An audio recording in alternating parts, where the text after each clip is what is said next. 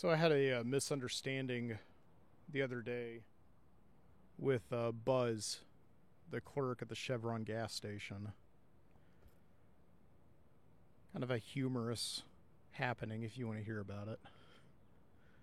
Um, yeah, my wife had a friend of hers named Ashley coming over to the house, and they were going to watch the movie Close Encounters of the Third Kind. And Ashley had never seen it before. And so I decided to sit down and watch the movie with them. It's always fun to watch a movie that I love with somebody who's never seen it before, and see what they pick up on, and just in a way kind of see it through new eyes and talk to them about it and all that. And yeah, Jessica and Ashley have kind of been like making a list of summer movies, just movies that primarily like Ashley hasn't seen, that are kind of like essential viewing in a way.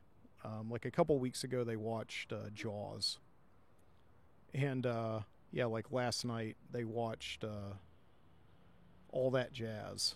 So, yeah, just movies that yeah, Jessica's friend Ashley's never seen before. So they were going to watch Close Encounters of the Third Kind, and I was going to watch it with them. So I decided to walk down to the Chevron at the corner, just the corner gas station, to get some beer for myself. And on my way out the door, Jessica stops me and asks me if I can pick up some wine for her and Ashley.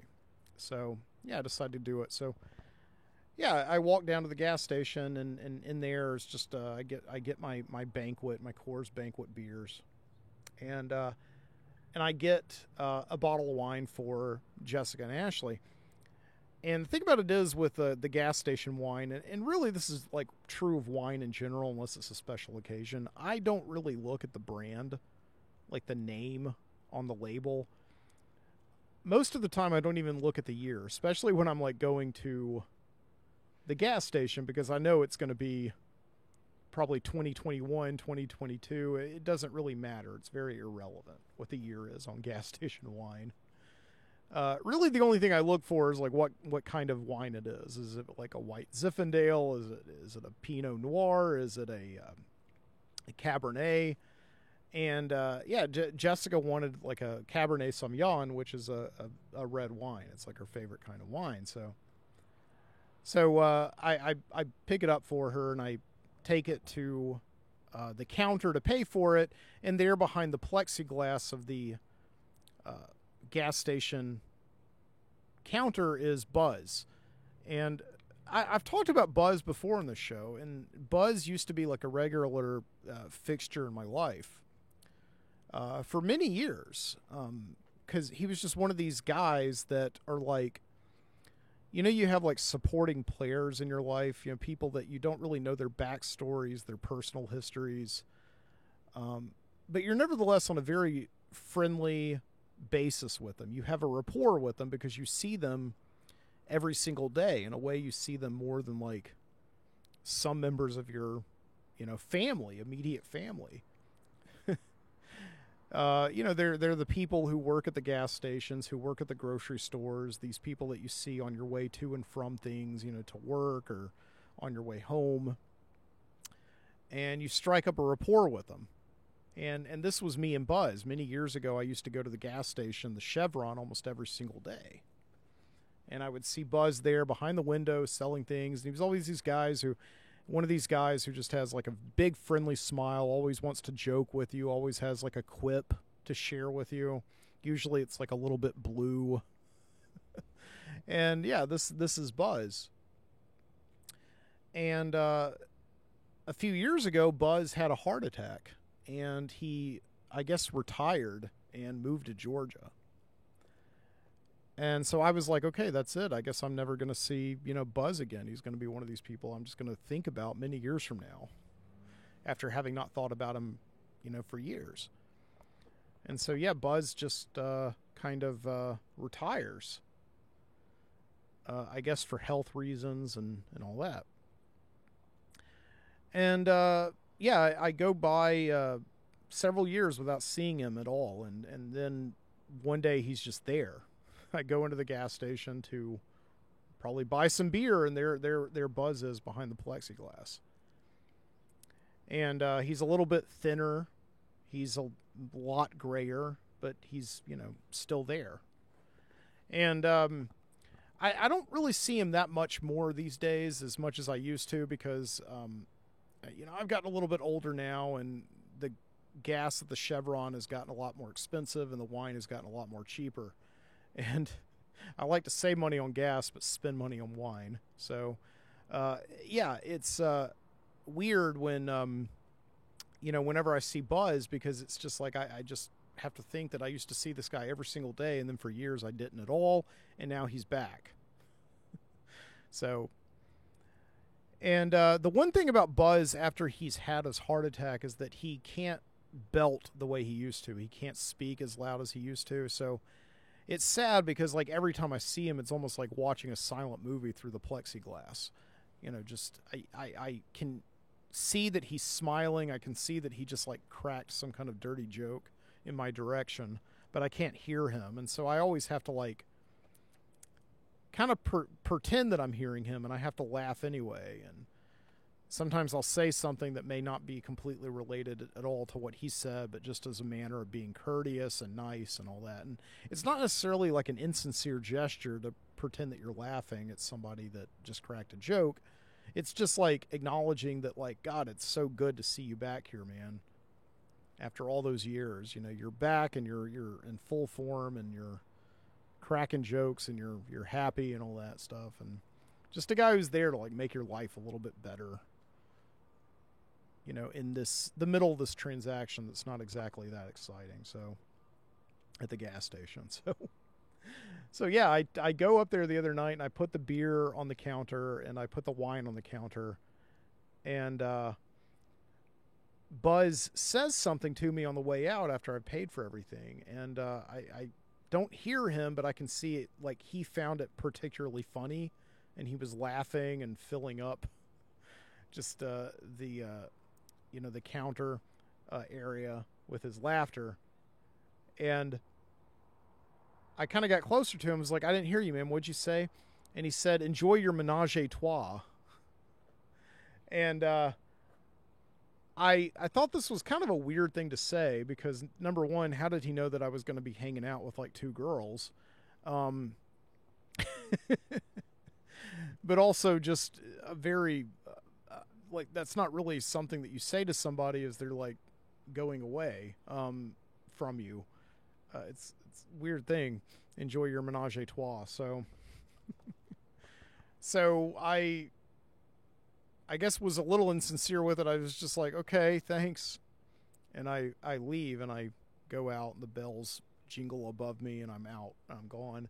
And I walk back up to the house, go in, and me and sit down, and Jessica and Ashley have already started the movie, and they're watching it and all that. And I put the beer in the fridge, and I get the wine out, and I open it for them and set it in front of them, and they look at it, and they're like, oh, menage a trois. And this is so weird, because it's like, what in the world? This is the second time somebody's mentioned menage a trois, and Jessica says this, and she says it as, like, a question. And I'm just like, I mean, we haven't even had wine yet, and already we're talking about menage a trois. This is kind of strange.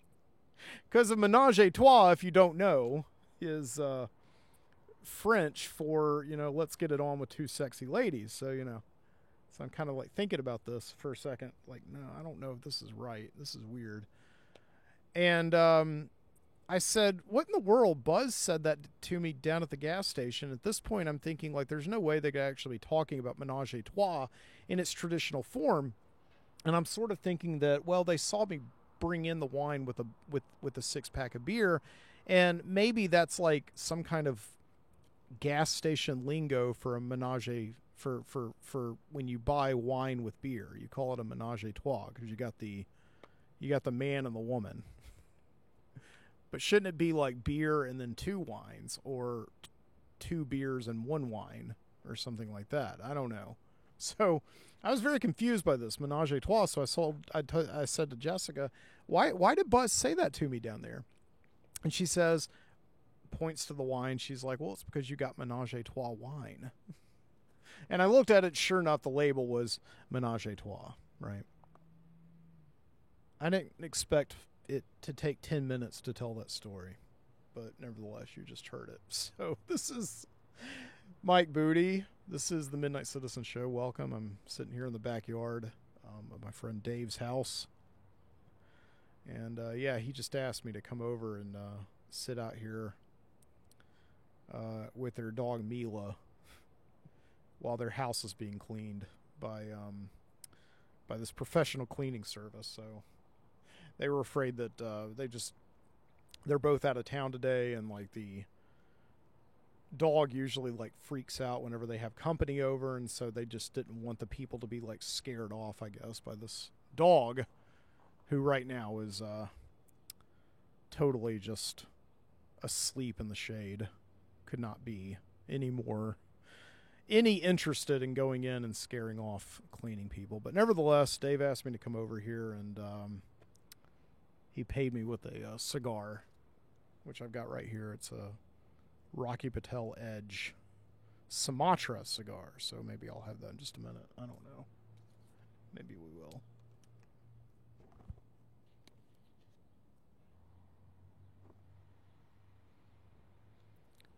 But yeah, it is quite hot out here today. I've been out. This is a little after 1 o'clock in the afternoon here. And yeah, I've been out just all morning long, going between multiple jobs in the area. Just like I was talking about this last week, like my summer's just been full of moonlighting and just going out and just doing various jobs, making money, and really like whatever I can, just living very much like this kind of slacker like existence where like everything I do is just kind of to subsidize just moments like this, just kind of hanging around and doing nothing and not feeling like I should be out making money and supporting myself. And this has just really like been what the last year or so of my life has been like ever since I quit my job teaching. Lots of just going back and forth between anything that can yield me like a little bit of an income while I finish my master's degree in English literature. Yeah, yesterday was definitely a very bizarre day because I was just going back and forth between 3 different jobs all day long. Yeah, I was tutoring for the University Writing Center. So I have to do tutoring for students as part of my agreement with the university that they pay for all my school, basically pay for me to get a degree. And in exchange, I have to tutor their students. And so I was tutoring students all day long yesterday. I was going back and forth between that. I was also out delivering food for Grubhub. Delivering food to like people in offices and retirees at their houses and kids whose parents had left them their credit cards for the day to get something to eat. You know, these latchkey kids who are home for the summer. And yeah, I was also privately tutoring as well. I mentioned last week that a parent of a student that I usually work with during the year who's out in San Francisco, he's a middle school student. She reached out to me and asked me to help him prepare for this private school entry exam. So I'm helping him out with that all summer long. So yeah, basically it's just all day long just balancing these 3 different jobs. And it gets weird. You kind of you just lose your place sometimes. Like I couldn't even, I was trying to like remember at one point today or yesterday, like, do I have the student today? What day is it? Is it like Monday or Wednesday or Tuesday? No, if it were Tuesday, I'd have class because I have like class on Tuesdays and Thursdays. I'm taking like a summer class in linguistics. So yeah, like last night I was just like out delivering food, and then I realized, oh my gosh, I have like a student that I've got to tutor in like 15 minutes. So I I didn't have enough time to make it home to get to my computer at home, so I had to go to like the closest Starbucks that was still open. I don't know if you've noticed this or not. I don't know if it's like this where you are, but Starbucks are closing really, really early these days. Mila.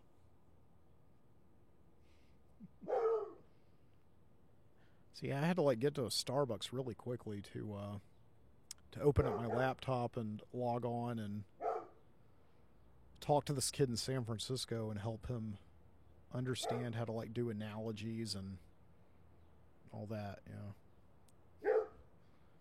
Like camera is to picture as microphone is to blank. I don't know. Yeah, and then today I woke up and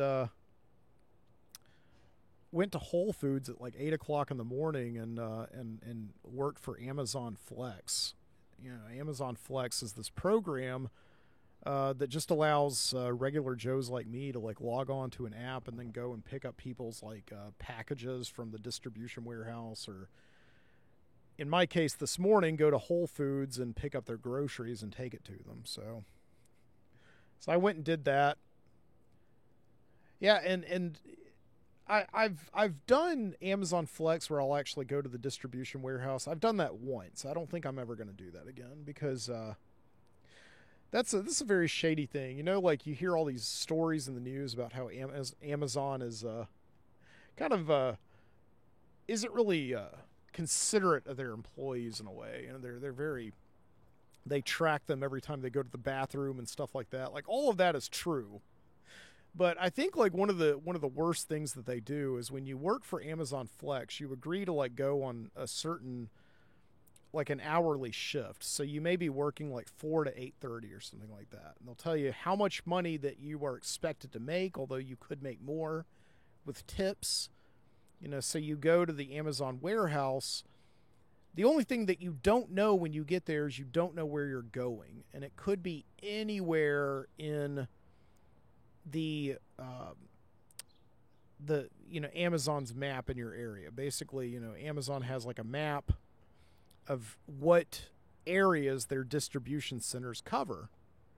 And so yeah, like the last time I went and delivered for Amazon Flex, I went to the distribution warehouse. They told me to drive out to Pell City, which is like an hour drive from where I was. So I went out there and then spent the next 4 hours delivering in all these different neighborhoods I wasn't familiar with, and several neighborhoods I wasn't exactly comfortable in. So, yeah, I didn't like that very much. But when I go and pick up groceries from Whole Foods, because I guess Amazon like owns Whole Foods now or something. So yeah, you know, you can go onto Amazon and order all your groceries through Whole Foods. So what I like about them is like you don't have to like deliver a million packages to like a million different houses. You basically just deliver, like I think this morning I went and I got a total of like 10 groceries, and I delivered them to 2 different addresses, which were both within like 30 minutes of me. So it wasn't that bad. So yeah, I very much enjoy that. I enjoy just working in my car. Again, I've talked about this before, that yeah, 10 years ago you couldn't do this. You know, you just, if you wanted money, you had to like get a regular job. You know, you actually had to like sign a W-9, and you know, you had to like go into like a brick and mortar store, and you had to just like be there for like a certain number of hours, even if there was no business, even if there were no customers. You just have to like sit there or stand there. And, you know, by the way, if you have time to lean, you have time to clean. So you're constantly working in this place for hours and hours on end. And it's kind of a drag. Like, I know it's part of the great American work ethic to go and, you know, have a job. But, I mean, if you just want, like, a little bit of money every now and then, and you don't want it to, like, kind of get in the way of, like, living your life, it's kind of nice now that we live in this world where we just have all these different things, all these different gigs that you can do.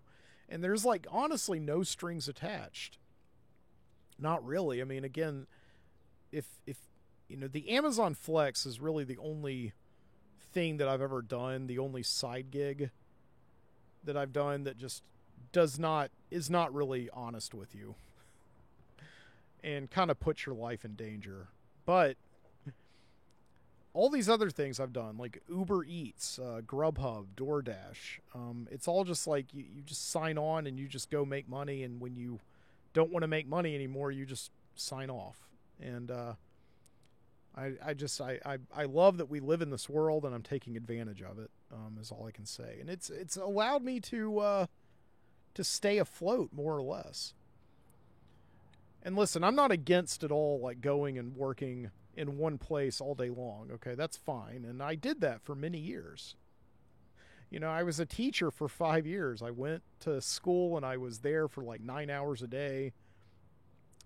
But I was more or less happy at that job. You know, I was always busy, and my days were filled with purpose, right? But there are definitely jobs I've had in the past that just like didn't feel like that, where it just felt like you were essentially co-opting your entire life just to like make a little bit of money for yourself. And you weren't really you know, you would go and do the job and you wouldn't really have time for anything else in your life, to do anything else that mattered to you. Just because, you know, you were working for minimum wage. And yeah, I didn't like that. So yeah, for years and years and years, I've always wanted to just like have this lifestyle, and now I have it. And I'm very happy with it, I have to say. Yeah, like after I, you know, got finished delivering groceries for Amazon Flex, I realized that I had some tutoring to do for the university. So I went to a Starbucks and I sat down and got some tutoring done. And when I was done with that, I signed on to Grubhub, and I went out and delivered food for the lunch shift, which I just got finished with a few minutes ago. So, yeah, just driving around, like listening to music. It's nice to be in an air-conditioned car, which I just got like last month. A few months ago, the air conditioning blew out on my Honda Accord. And at that point, I realized that it was only a matter of time. I was going to have to get a new car. I took my Honda to the shop and asked them to take a look at the air conditioner, and it was going to cost like $1,500 to fix, along with all these other problems. You know, brakes, axle problems, CV joints, all that stuff.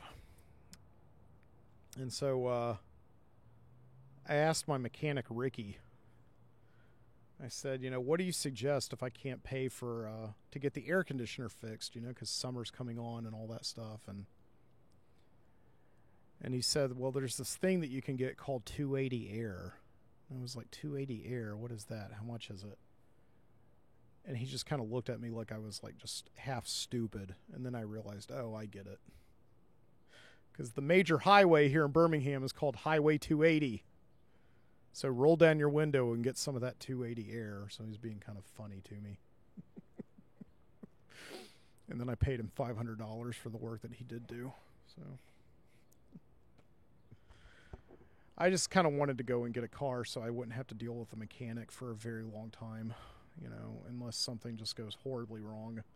Hopefully I'll just be looking at oil changes for like at least the next 2,000 miles or so. So 2,000 miles, what I mean, about 20,000, 40,000 miles. So, yeah. And just driving around today, like listening to music. It was kind of funny. The last order I got today, I had to go to like a P.F. Chang's. And get kind of a big order. It was a very big. I think I've actually reached a point on my Grubhub driver app where I've gotten like enough stats to where they're actually giving me larger orders, like catering orders and things. So I went to P.F. Chang's today and got a big delivery, and I looked at where it was going, and it was very obvious that it was going to feed like an entire office staff. And you'll get these orders quite a bit. You know, you'll go and deliver to, businesses and things like that, and you'll set all the food down in the break room, and they'll be really happy.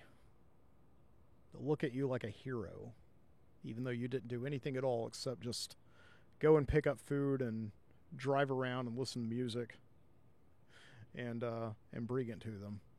So I like being a hero for doing nothing at all. That's kind of fun. So yeah, I went to P.F. Chang's and got this big order, and I took it to this doctor's office, and I went in, and this woman greeted me who, very prototypical kind of drug rep. The drug rep kind of look. These women who look like they could have been, fashion models like in the 80s or early 90s. Or they could be like cult leaders in the modern day. Like that documentary that was on HBO, Gwen Shamblin, the Way Down cult, this church in like Nashville, Tennessee that got everybody to like stop eating. And yeah, she very much looked like she could have been a drug rep for like a pharmaceutical company. But yeah, this woman greeted me, and she looked very much like, she did not look like a doctor at all. She looked like she was a drug representative. These people who come in and they kind of bribe the doctors in every single way that is just like almost not ethical to get them to like buy their drugs. It's really because of like these drug reps that we had this big opioid crisis in America. These drugs that were like not tested, and nobody understood like how habit forming they were, and they've just completely destroyed small town America. They've made small town America look like inner city America. It's just a terrible, terrible thing, and a lot of that is because of drug reps. I'm not saying it was this drug rep. She was very nice. She had a big old Pepsodent smile, okay? I'm not saying it was this woman that I delivered P.F. Chang's to, but nevertheless. She was very obviously a drug rep, and my suspicions were confirmed when I took all the P.F. Chang's in. I set it down in the break room, and this doctor walks in. He's in this white coat, big old gray beard, glasses on. He comes in, he's like, "Oh my God, you got us the P.F. Chang's. Thank you, drug rep." Like, he didn't even call her by the name. He just called her drug rep. So she was like, "Oh yeah, we do everything for you." So it was weird. It was like I was in the middle of this this very shady kind of exchange that, you only hear about on 60 Minutes. So I was the middleman between I don't know, OxyContin and the doctor, I guess. So maybe it wasn't that sinister. Maybe she was just there to I don't know, tell them about this new miracle drug that can actually help people live better lives. I don't know. So yeah. Oh man, but yeah, P.F. Chang's, which just this restaurant makes me laugh every time I think about it. I don't know. It's just kind of like emblematic of these suburban restaurants that just have been getting by on years of cultural appropriation, I guess. It's like I like them. I'm big fans of them because it's like almost like a sign that we still live in a society that's just like totally willing to accept a little bit of cultural insensitivity, just like it did in the 80s and 90s. I personally don't want that stuff to go away, because if cultural insensitivity, goes away, and we do away with rich white suburbanites kind of being insensitive toward, foreign cultures and things like that, I mean, we're going to completely forget what it looks like, and we're just going to repeat the same mistakes over and over again. So if that makes any sense, maybe it doesn't. Maybe that was culturally insensitive. I don't know. But, yeah, P.F. Chang's is just like you go there, and it's like this, it's like the production designer for like Indiana Jones and the Temple of Doom or something, like designed these restaurants back in the late 90s, I think. because it goes in there and it feels like you're just going into this big old Hindu temple. You know, there's like these big elephants everywhere and these statues and yeah, you never see anybody who looks like they would who looks like they're Chinese eating in a P.F. Chang's. It's just like all white suburbanites and like you know, khaki shorts and flip flops, and it's like, I'm not knocking those people at all. I'm sure it's, you know, it's just kind of makes me laugh every time I'm going in there. It's almost like just a satire of itself or something. And yeah, they've got these things on the menu that are just like, oh my god. It's like they've got this one dessert that always makes me laugh called the Great Wall of Chocolate. You know, like the Great Wall of China, except for China. What if it was chocolate? Oh my god. That wall would have disappeared a long time ago. So.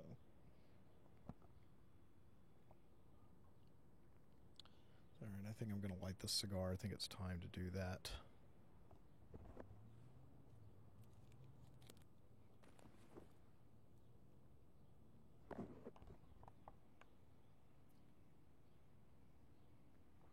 I had to improvise a way to cut the cigar just now because I didn't have a cutter or like a guillotine or a punch or anything like that. So I had to use like this multi-tool in my bag. So there's a lot of ways that I've figured out how to improvise cigar cutters over the years. I think the one that I kind of like the most is taking like a match, and you can use that very easily as a punch. You just got to kind of hold the cigar very firmly and then just, you know, mash it on in there. Yeah. So yeah, the maids. That's the name of the company, the maids. They come over and clean your house. Just came out and told me that they're leaving, so I guess now I got the house to myself. There's really no reason to be over here anymore, but yeah, it's nice to just be in a big backyard, even though it's like hot outside, and you know, because I'm in an apartment, I don't really have the luxury of a big backyard to myself. I have to share it with all these other people.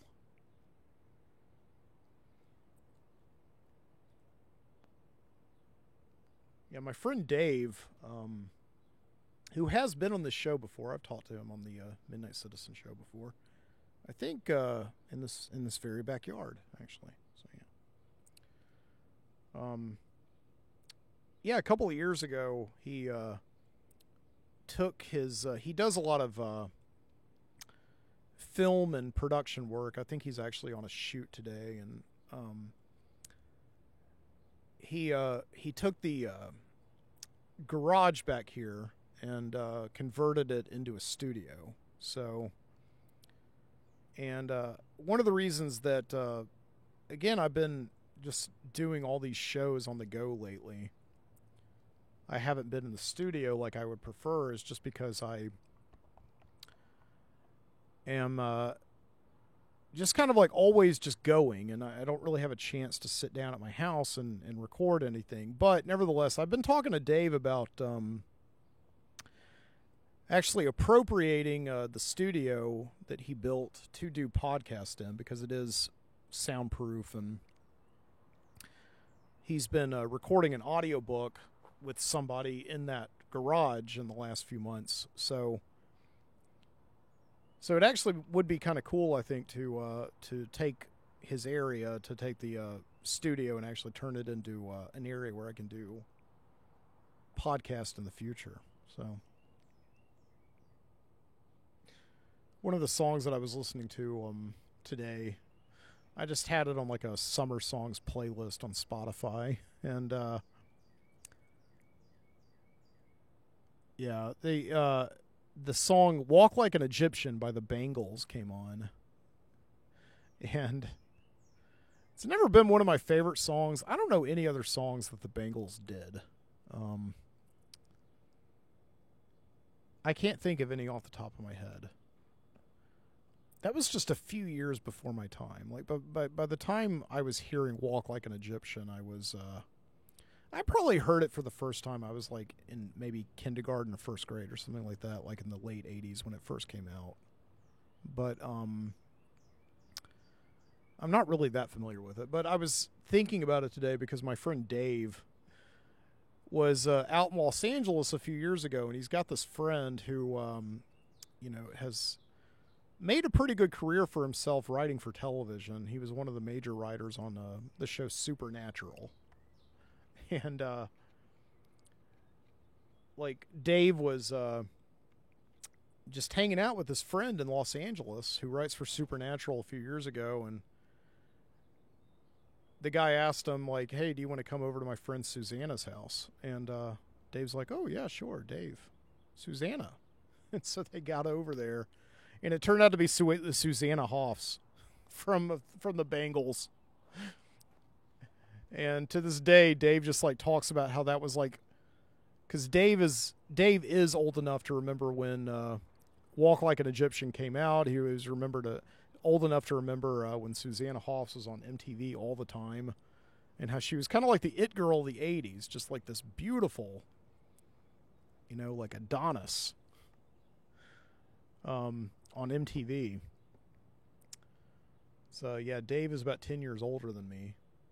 And I first met him when we were rooming together many years ago. He had just broken up with his girlfriend, and I wanted desperately to move out of the house of my parents. So we're 10 years apart, but we very much just kind of share the same cultural DNA, because I always kind of very stubbornly rejected a lot of the pop culture that my generation tried to give me, And so a lot of the stuff that I enjoy is the same stuff Dave enjoys. So, but Dave just always talks about, he ended up going over and hanging out with Susanna Hoffs just like by himself several times, because they just kind of struck up like a friendship, and she will call him from time to time, and Dave just is like, I just feel like every time she talks to me, like I'm just there's like time splintered somewhere, and just because.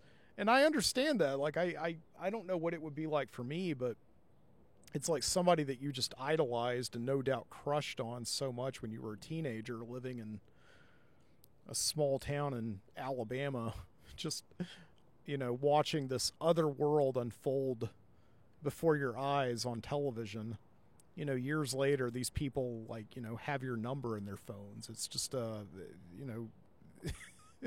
Dave just still can't process it. So he talks about hanging out with Susanna Hoffs, and one time he was just hanging out with her, and like her husband comes in, and Dave doesn't really know much about like who makes movies, and even though he's like in the industry, I guess technically he's doesn't really know about filmmakers, and like I do, like I kind of know.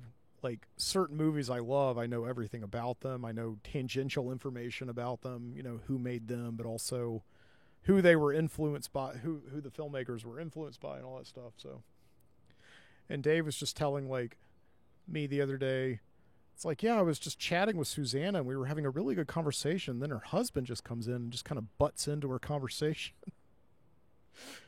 And it's so funny because her husband is Jay Roach, the guy who directed all three of those Austin Powers movies.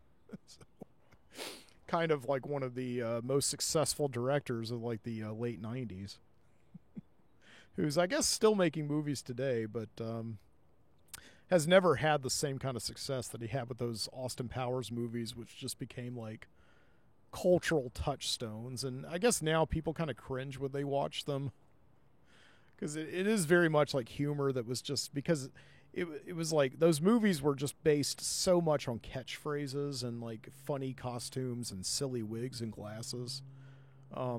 It's like today we watch them and it's just like, oh God. But like Austin Powers hasn't really aged well. Like I still enjoy those movies. I think they're funny, but it's not a humor that's really translated to the younger generations, very well. So, especially, a lot of the humor is kind of based on the satirization of like spy movies in the 60s and 70s, which, kids really do not have a connection to anymore. And also how those spy movies of the 60s and 70s kind of like exploited women and all that stuff. And that's something that kids definitely don't think is cool anymore. I don't think it is either. I don't want to. So yeah, Susanna Hoffs, The Bangles, Walk Like an Egyptian.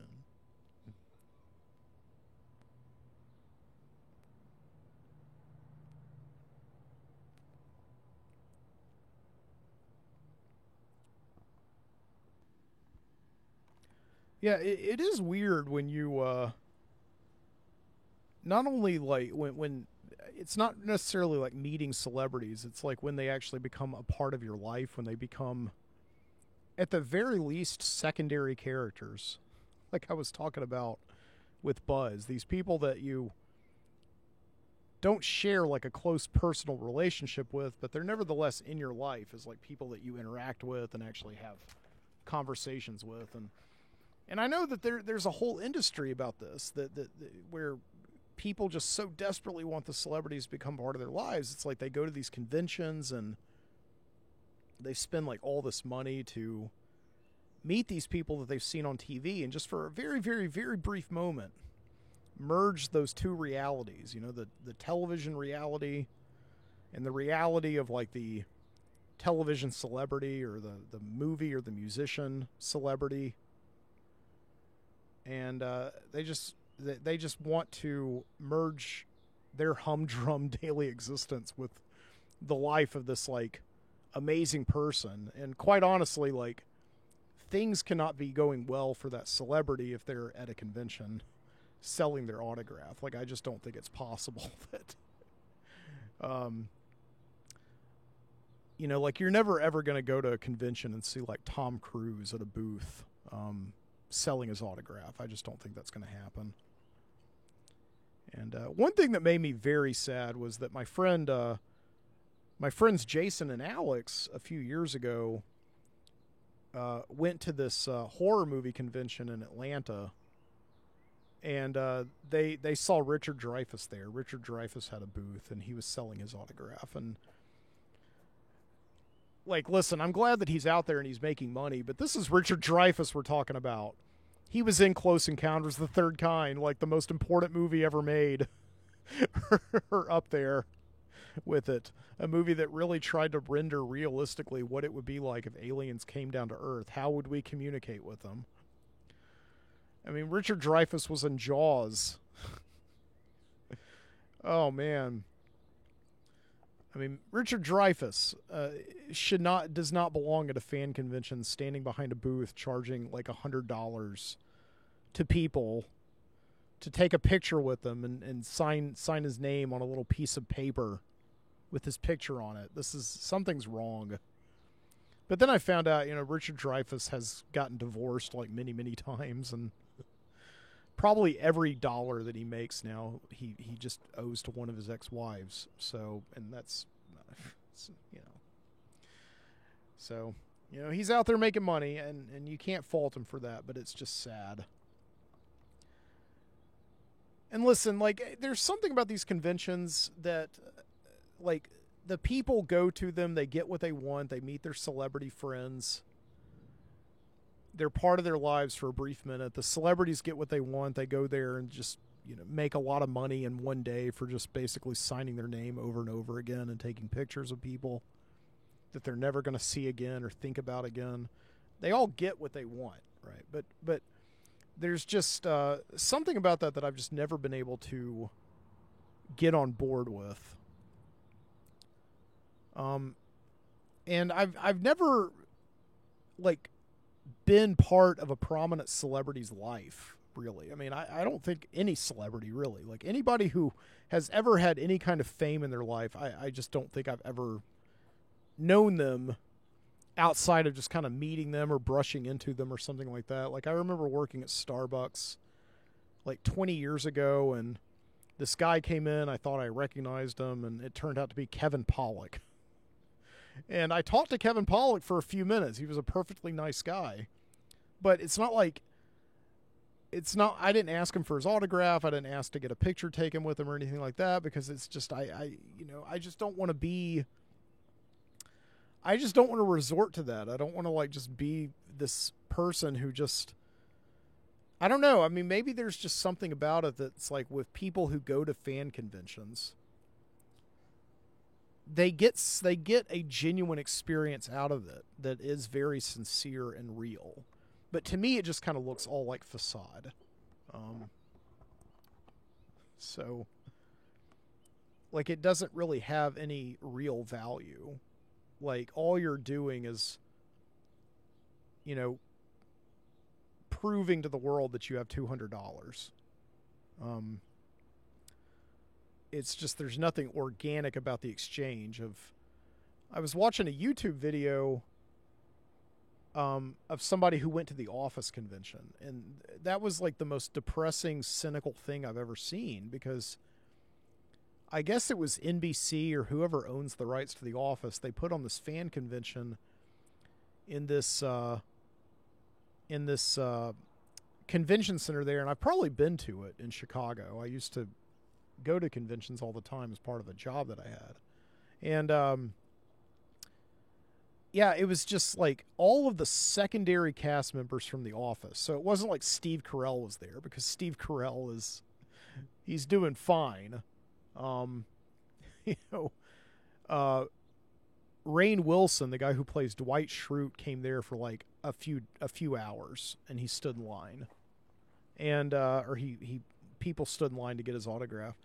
But other than that, yeah, it was just like a bunch of characters from The Office that are very secondary and are on like a few episodes. Some of them are like the major, like were on all the episodes, but they weren't really like, it wasn't like if you ever watched The Office, there were like the top tier characters. There was like Steve Carell as Michael Scott, and then there's like Jim and Pam and Dwight and Ryan and all them, and Kelly.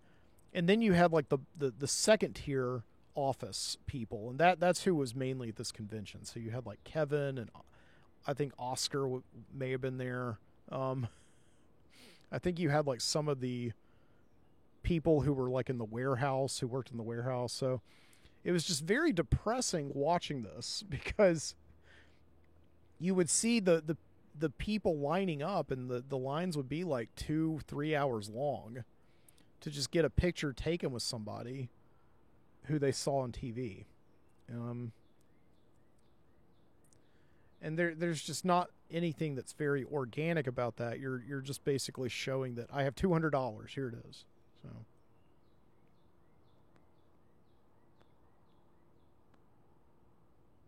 just working on the zip line many years ago, when I was going up in the trees and taking people on zip line tours. Back when I think zip lining is kind of gone out of fashion. Everybody used to be doing it all the time, like 10 years ago, including me. I was getting paid to like take people on zip line tours. Just a way I had of making money. Just saw the opportunity and I took it, and had a good time. I mean, it definitely, that job changed my life in a lot of ways. I had a good time taking people on zip lines, and ended up rolling that job into like another job, working as the education director for the park where I was. So yeah, it was a good experience, but people would always come out there during the heyday of zip lining around 2012 to 2013. It was like the heyday of zip lining. And people would come out and they would sort of brag to us. They would be like, yeah, I went ziplining in Costa Rica. This isn't my first time. And then they would like not allow us to like show them how to put on the harness. They're like, I know how to put on a harness. And they would just be very cocky about it. And talking about like all the places they've been in the world where they've been ziplining. And kind of in my mind, I'm sort of like nodding and being nice, but in my mind, I'm just like, okay, that's great. You had $80. It's like you're not really proving anything organic or sincere other than the fact that there was an experience that cost money to tell people that you did. So,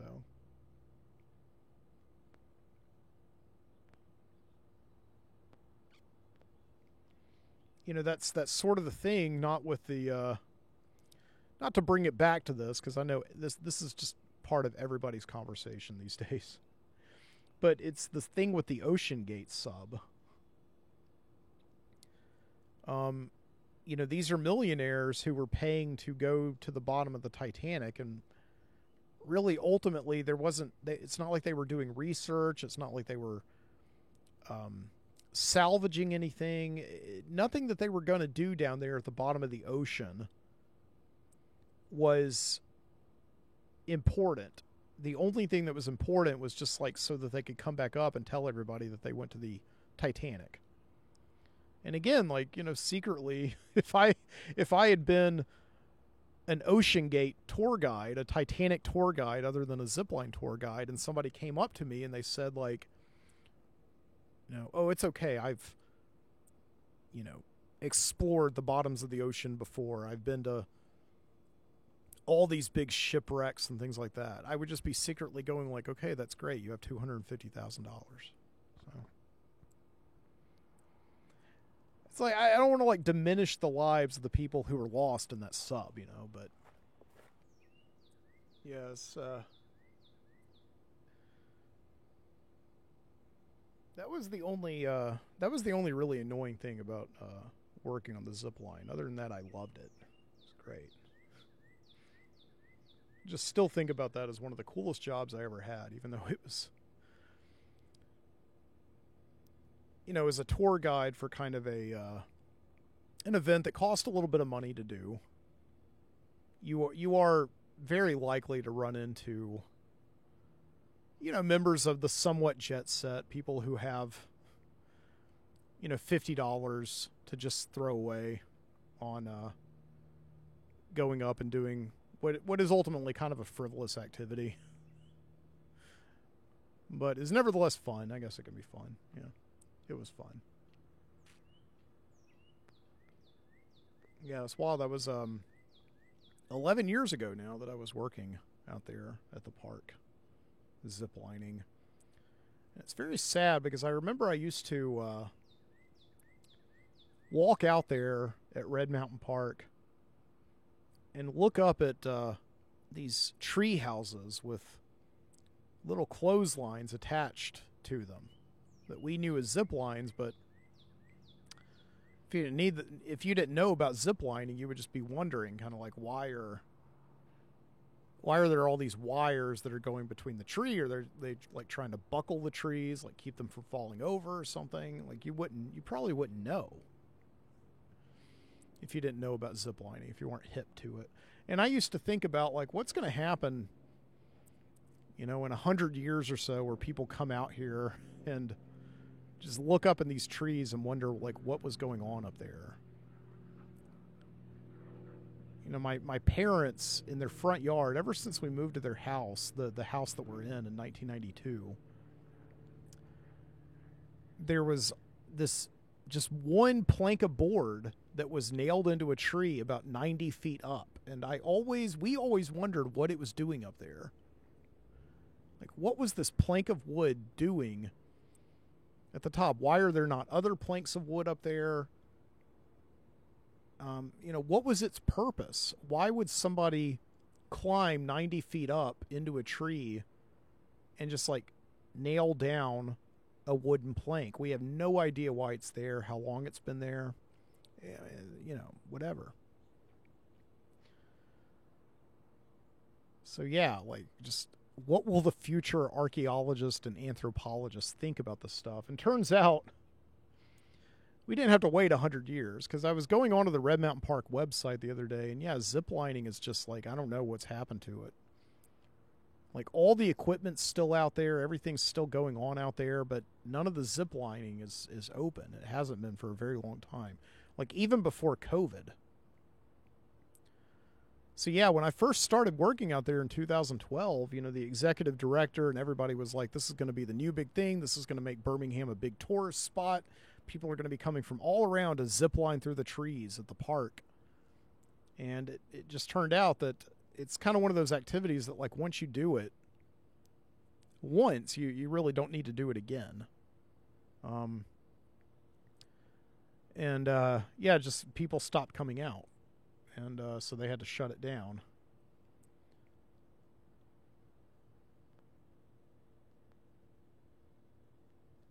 But that makes me sad because it was like such a big part of my life, and there was so much hype around it, so much excitement around it, and just none of it ended up coming to fruition. So, um,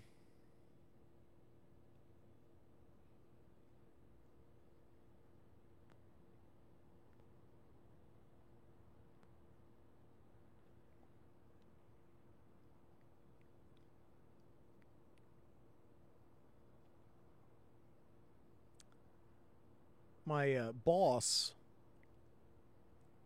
out at the park um, had a kid who used to come to work with her. He was only 3 at the time or so, but we used to like just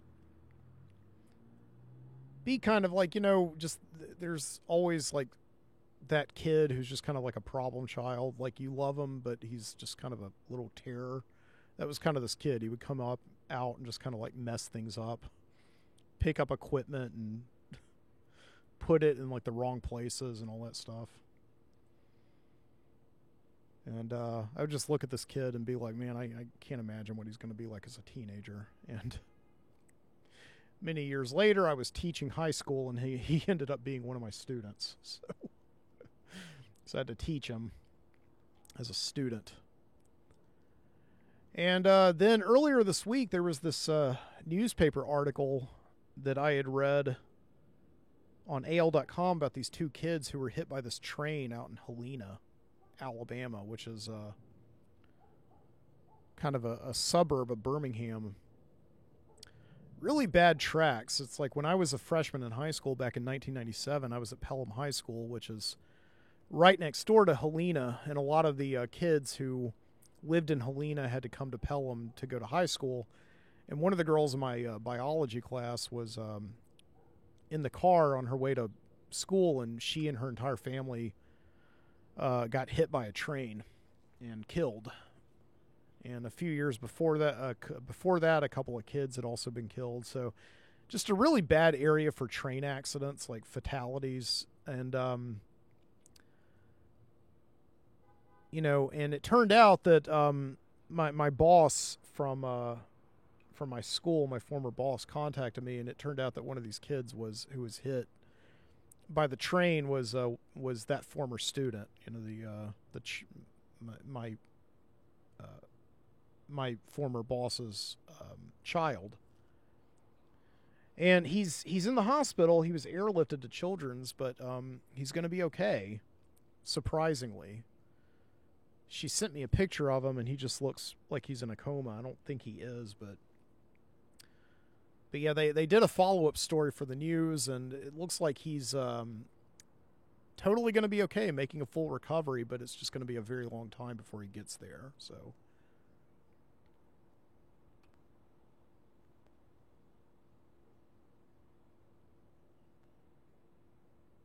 yeah. So it's kind of crazy. I just think, like, out there in Helena, a lot of passenger trains come through there. So it's not like freight trains that are super, super loud and you hear them from like a mile away. Passenger trains are a lot more silent, or a lot more quiet, I guess I should say. And also, there's all these embankments there. So if you were walking along the railroad tracks like this kid was doing along with his friends, they were just having like a regular summer day out in the country. It was like him and his friend and these 2 girls that they knew just walking out there, just kind of enjoying the day. And yeah, it's like if you've seen the movie Stand By Me, which the AL.com article referenced, it's basically like that. It's like there's all these trestles out there, And if you if you see a train coming, you have about 10 seconds to get out of the way. And so these kids did not get out of the way, and they were hit by the train. And my former student was actually thrown about 30 feet or so into an embankment. And I kept on thinking about it, like, how did he survive that? Because, you know, anybody that I've ever heard of who's gotten hit by a train on those tracks out in Helena, Alabama, has died instantly. You know, like that girl that I knew in high school and those two kids who were hit in 1994. And the only thing that I can figure is that this kid, this former student of mine, he's just he was a skateboarder. He's one of these kids, it's like, seems almost kind of like I feel sometimes, like he should have been born like a decade earlier than he was. One of these kids who's like a skateboarder, you know, he dresses like your best friend's skateboarder did back in the 90s. Just baggy jeans, you know, like the Skechers tennis shoes, the long sleeves, no matter how hot it is. You know, he's a real skateboarder guy. I mean, like his favorite movie, I remember because I had him in a film class where I showed him Close Encounters of the Third Kind, so he got to see that before he, you know, anyway. Yeah, his favorite movie was this movie called Mid-90s. It was made a few years ago, but it takes place in the 90s and in the skateboarder scene in like Southern California.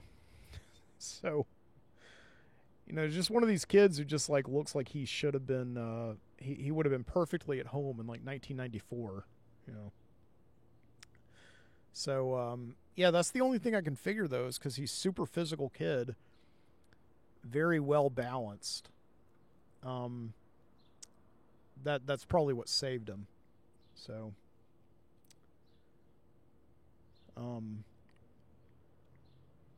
yeah, this guy that I actually used to work with on the zip line was a ballet dancer, and he rode a motorcycle to and from work every day, and he was hit head on by a car in an intersection on his motorcycle and survived. Because he's a ballet dancer, he was basically able to just do like a pirouette over the car. He like literally jumped over the car.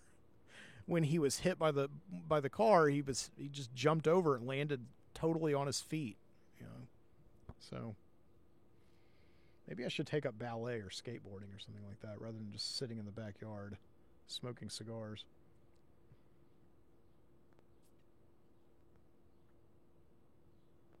Yeah, I have a motorcycle myself. I don't know if I've talked about this that much, but I bought a motorcycle last year.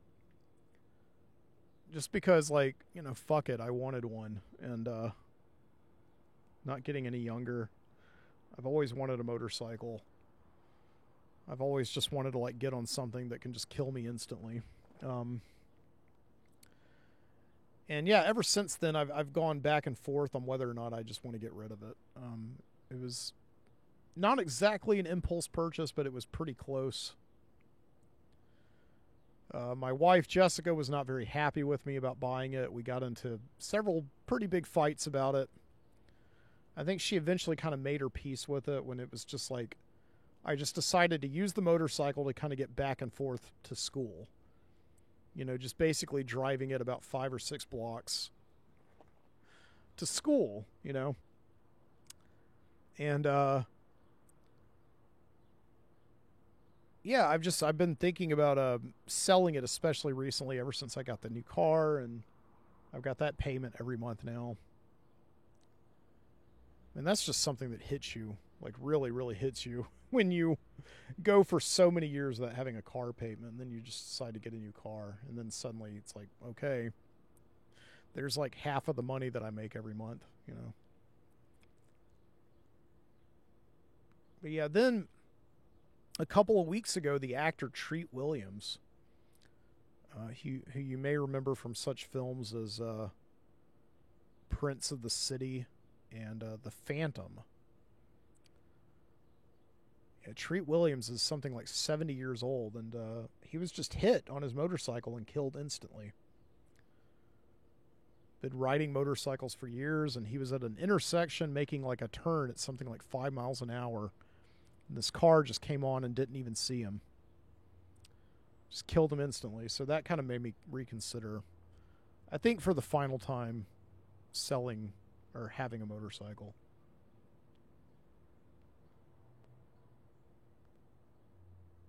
Yeah.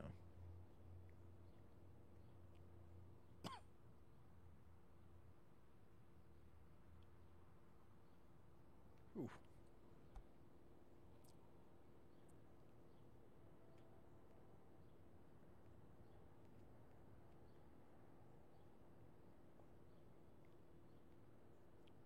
All right, I think I'm going to call it there. This has been a nice time. And it's actually starting to cool off a little bit. I see that the sky is getting kind of gray. And it's just one of those hot summer afternoons, but looks like it's going to storm. And I've got to do some more tutoring, because the day isn't getting any younger. Okay. Thank you so much for joining me. You can check me out over at themidnightcitizen.com. Also at OnSug, the Overnightscape Underground, ONSUG.com. And let me know if you are liking anything that you're hearing now. I don't know. Smash that like button. Or comment. You know, it's like the only reason that I keep doing the show is that people tell me that they're listening to it. I think I would keep doing the show every once in a while if people weren't, just for my own sanity, but it helps me if you tell me if you like anything that you hear. Or disagree with me. I don't know. Maybe P.F. Chang's is like the best restaurant ever and it's super politically correct. I don't know. All right. Keep your eyes open.